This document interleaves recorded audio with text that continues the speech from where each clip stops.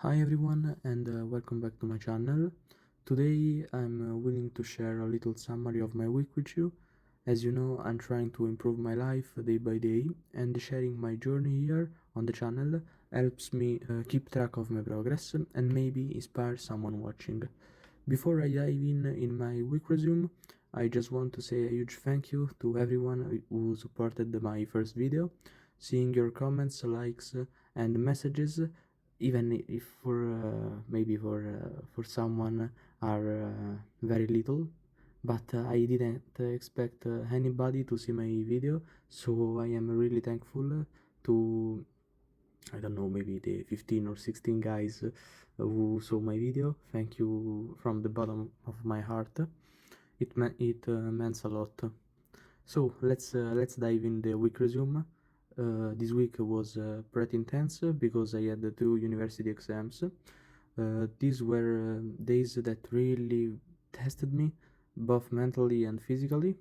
I tried not to let anxiety take over, and I tried to. No, I think that I did my best. I did something I would never have imagined doing before. I wasn't well prepared for the first exam due to my own responsibility, and it's important that I highlight that I wasn't ready only for my own responsibility. Even though in the past I had some medical problem, right now is totally on me. So what did I do? Instead of skipping the exam and avoiding the consequences, I went. I failed, of course, but I experienced it, saw the exam questions, and learned so I could approach the next opportunity more consciously. It, it might seem small for you, but for me, this experience meant a lot. It showed me that I really want to change my future. I don't want to be a passive person, but as a lot of people say, I want to become the very protagonist of my story, the main character, or at least I want to try it. Even if I fail, I want to know that I did my best at least.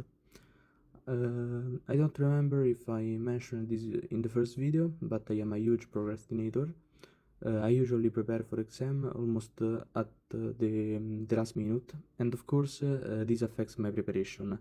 In fact, for the second exam, that's the one that I passed, I had studied only for like 5 days, and it was an oral exam, which made me very anxious that the professor might notice my preparation wasn't perfect. Because, as I said in the first video, I really care about the preparation. I want that to be perfect. I want to go over 100% of the study material, so it really bothers me not to go knowing that I did my really best. But sometimes we fail. So I went, even if my preparation wasn't perfect, and even though the exam didn't go perfectly, my professor complimented me for showing a genuine interest in the subject.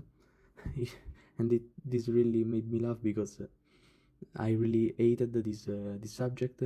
I skipped it for like at least 1 year. No, a bit less than a year. But I really hated studying it.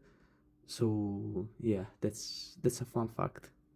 After these exams, I realized, yeah, let's talk about some personal reflection. I have, like the first video, some bullet points that helps me keep track of the thing that I say in the video.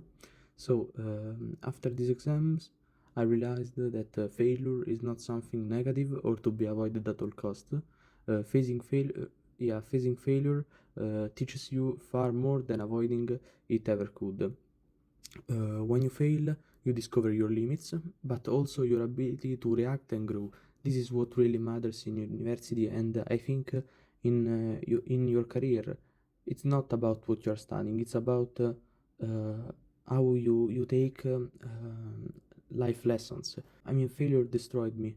Every time that I didn't do my best, I always felt like a failure, and the failure meant that in my life, even a small failure, meant that in my life I wouldn't have done nothing.